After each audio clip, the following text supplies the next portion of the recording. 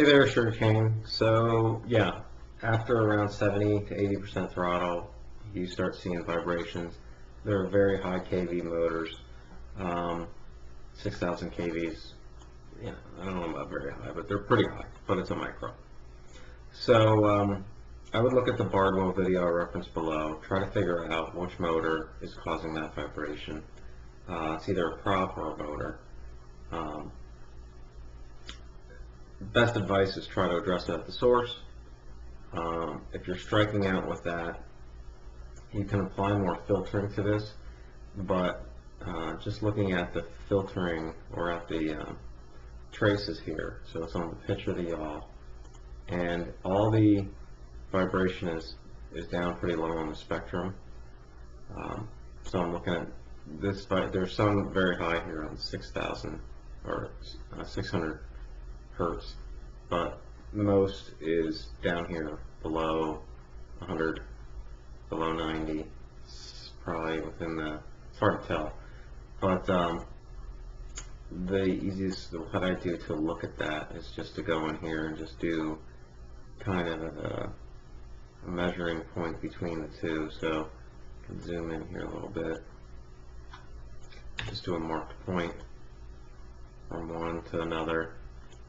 You can see that's 32 hertz.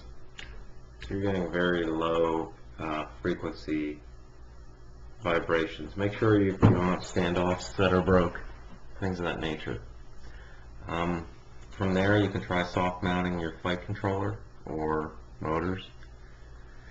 After that, you could try filtering this even more aggressively. One thing you could do is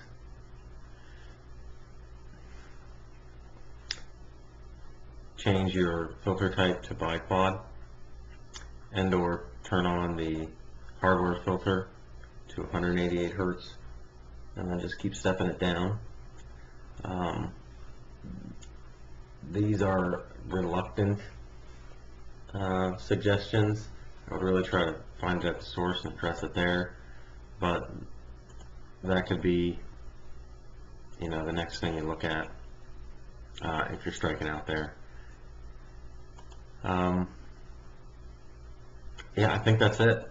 It's kind of short and sweet. I would try to find it at the source. If not, then you got to start bringing your low pass filter down. I would change this to biquad, and then you can start dropping your low pass filter. And this is, if you go in your black box log and hover over it, this would be the setting in your CLI you need to lower. So for this one, you don't need to go into your CLI. You can go into the PIDs tab. You would go to here,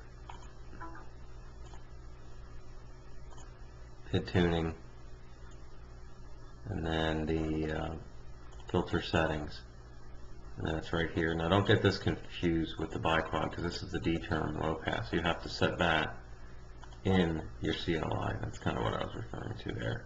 So that'd be the set gyro soft type equals, and then you have to set that to biquad instead of PT1. That adds a lot of latency. It doubles the latency time, but it's a better filter. Same thing for your hardware filter. That's right. You can see that variable there. Set gyro underscore LPF equals, and then you would start at 188. Keep dropping that down.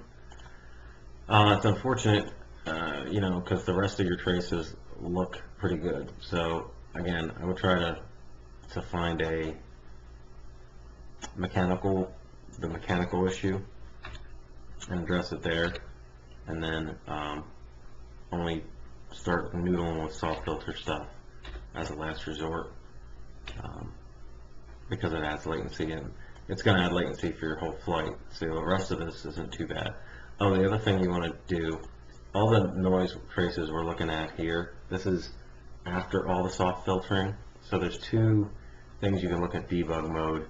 So you want to go to your CLI and type, so I'm just going to type get debug mode.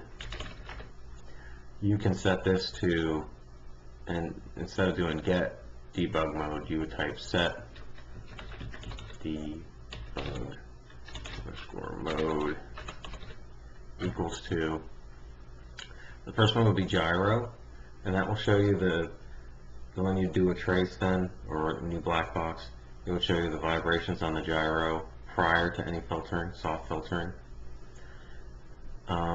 What that's useful for then is, like I said, you can go back into your black box log after that trace, you can hit custom graph, and then down here you'll see debug, options for debug modes. I can show you this other one here actually.